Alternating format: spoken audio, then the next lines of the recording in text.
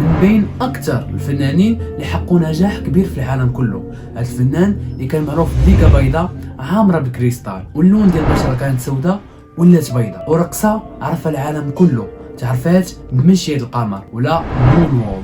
بلا شك الاغلبيه عرفوا هذه الشخصيه، مايكل جاكسون ملك البوب. بقاو معايا في الفيديو باش تعرفوا القصه ديال مايكل جاكسون واهم المحطات اللي داز منها. مايكل جاكسون ولا مايكل جوزيف جاكسون الاسم الكامل ديالو، تولد نهار 29 غشت 1958 في واحد المدينه اللي سميتها غاري في ميريكان. مايكل كان هو الدري السابع في عائلته اللي كانوا فيها 9 ديال الاطفال. مايكل جاكسون دخل لعالم الغناء والرقص ملي كانت عنده 6 سنين، ودار هو 4 من خوتو فرقه سماها جاكسون 5 سنة 1964. من بعد في سنة 1971 ولا كيغني بوحدو، ولكن بلا ما يخلي الفرقه ديال خوتو. وفي البدايه ديال الثمانينات مايكل جاكسون ولا شخصيه اللي معروفه بزاف في عالم الرقص والموسيقى ديال البوب. واخا ديك الوقيته كانت عنصريه كبيره لاصحاب البشره السوداء، والشعبيه اللي خداها مايكل تجاوزات هذه العنصريه، والاغاني ديالو تعرضوا في اهم البرامج التلفزيونيه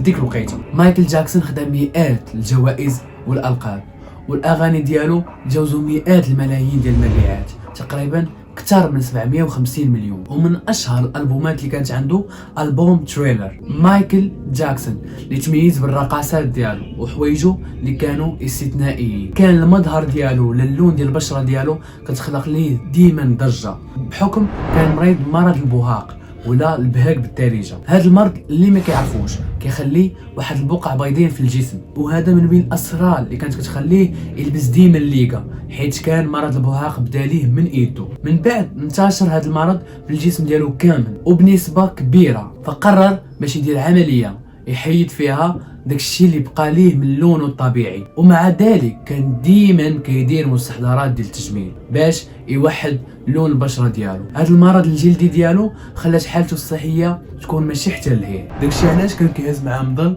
ديما في اي مناسبه. مايكل ما وقفاتش عنده عمليات تجميل هنايا، حيت من بعد دار عمليه تجميل النيف ديالو وحتى الذقن ديالو باش تولي عنده ثقبه ديال الزين. مايكل جاكسون كانت حياته الشخصيه حتى هي ما هانياش، وديما كتخلق ليه ضجه. مايكل كان تزوج 2 خطرات، المراه الاولى كانت سميتها ليزا ميري جاكسون، والمراه الثانيه كانت سميتها ديبيرو، وكانوا عنده 3 ديال الاولاد. في البدايات ديال التسعينات مايكل جاكسون واجهته بزاف الاتهامات ديال التحرش الجنسي، واول تهمه كانت عنده ديال الاعتداء على دري كانت عنده 13 عام. ولكن من بعد عائلته داروا تنازل، حيت مايكل جاكسون دار معاهم مفاوضات وعطاهم واحد القدر ديال الفلوس. وفي سنه 2005 محكمه كاليفورنيا صدرات حكم برأت فيه مايكل جاكسون الاتهامات ديال التحرش كاملين. ومع ذلك في يناير 2019 خرج واحد الوثائقي اللي دار ضجه كان سميتو نيفرلاند، دازوا فيه واحد 2 رجال اللي صرحوا باللي مايكل جاكسون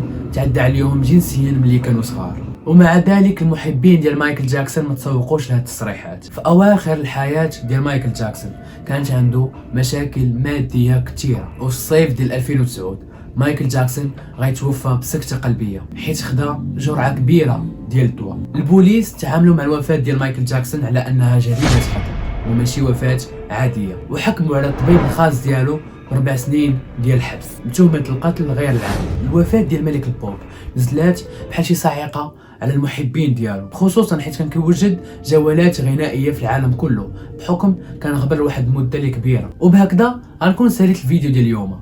الا كنتو كتعرفوا شي معلومه اخرى على مايكل جاكسون كتبوها لي في التعاليق. تلاقاو في الفيديو الجاي ان شاء الله.